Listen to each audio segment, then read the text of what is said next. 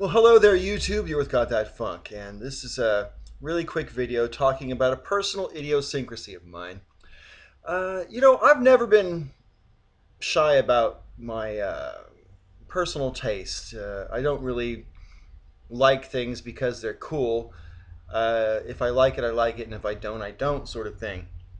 For example, when I was a teenager in the late 70s, um, I was a total disco dude. I walked around most days wearing the whole polyester trouser thing and the acetate nylon type shiny shirts and shit every fucking day. Not just when I was out for the night, but that's how I dressed, man. I was a disco dude, even though my deepest love, as far as music was concerned, was rock and roll.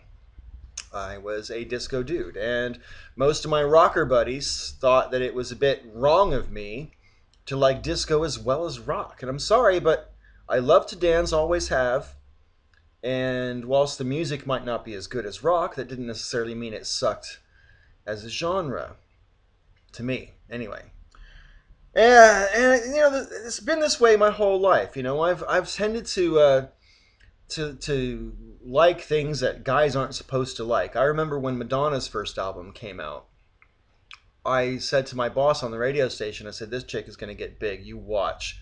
And he was like, "No, Paul. Oh, it came out in like '83, didn't it?" And so he was like, "No, Paul. This is a disco album. Trust me, this is going to flop." And I was never more proud of myself than to be right about Madonna uh, with my boss, who had 10 years more experience in radio than me. Anyway, however, I've always liked Madonna. I like her music. I like her personal style. Her personality as she comes across in interviews and so on. A little bit of work, but so the fuck what, right? It's the music I care about. And I did also enjoy watching her cavort around in the end of the 80s and beginning of the 90s. In particular, she was an entertaining personality. So, yeah, I liked Madonna. Wasn't afraid to admit it. And I'm also not afraid to admit here and now that I like chick music. And I like chick flicks. I do. People who have visited my blog TVs will know that sometimes I'll put on SWV or Macy Gray or any number of bands that aren't supposed to be cool for guys to like. I mean, I even liked the Spice Girls back in the day. It's true. And Alanis Morissette. I'll admit it. Jagged Little Pill's a great album,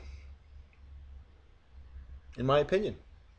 But I also like chick flicks, and this is something I find really really interesting and kind of frustrating as well, because I remember when the Lord of the Rings movies were being made about 10 years ago, and there were some complaints by LOTR literary purists who were saying, that the guy who played Bilbo shouldn't be as young, not Bilbo, Frodo, sorry, shouldn't be as young as he was, because in the book he's like in his 50s.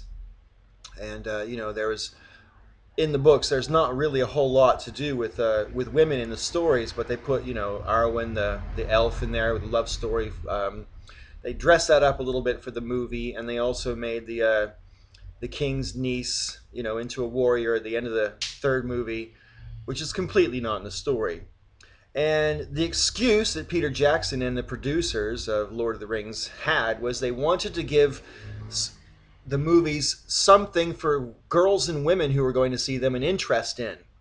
They assumed, I think wrongly in my opinion, that chicks wouldn't be interested in an action adventure fantasy movie unless there was some chicks in the movie with significant parts to play. Now, maybe they know more about these things than I do. Maybe they do all kinds of market research, and sure enough, chicks won't go to movies unless there's girls in it.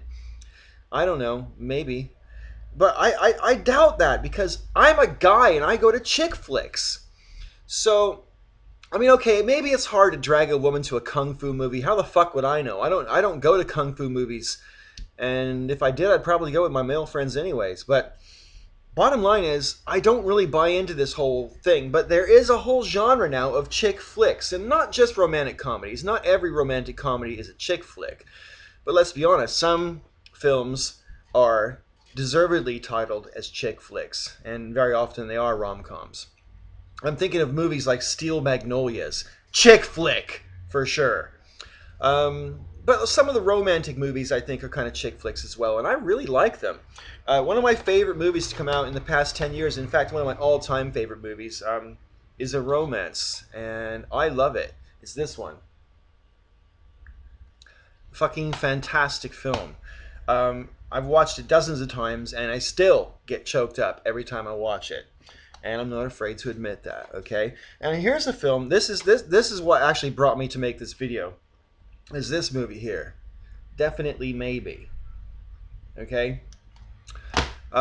Really cute romantic comedy. And the guy in that movie is the guy that plays Green Lantern in the new Green Lantern movie. And this is what I'm bringing this up about, because I watched Green Lantern twice over the past weekend. Not that it was a really great movie, but I watched it once with my kid, and the first time I watched it without him. And then he got kind of cross at me for watching it without him, so I went back and watched it with him.